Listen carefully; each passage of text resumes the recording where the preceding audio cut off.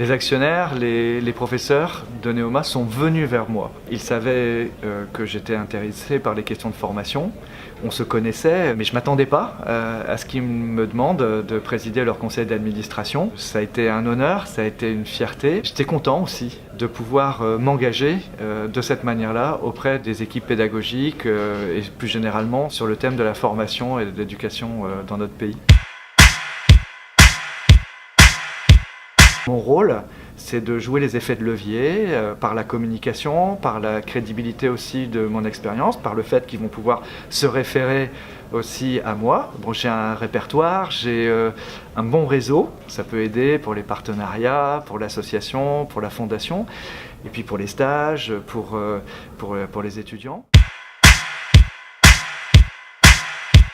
Mon travail, je le vois plus comme un fédérateur d'énergie et un démultiplicateur d'ambition. J'ai un parcours que je peux apporter. Je pense que ça peut permettre aux étudiants d'être un peu confortés aussi dans le choix de leurs études.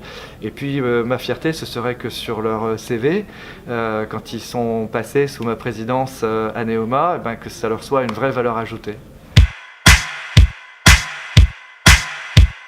Je serai au milieu des étudiants, je vais dialoguer avec eux et j'espère leur apporter à la fois ma fibre passionnelle, mais eux, j'espère qu'ils vont aussi me dire leurs besoins, leurs attentes. C'est pas une OPA d'un entrepreneur sur une école, hein, c'est vraiment pour moi une mission quasi de service public. Je suis très fier de cet engagement.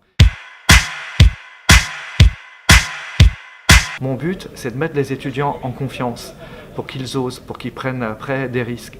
Et donc, il ne faut pas leur raconter des fausses histoires.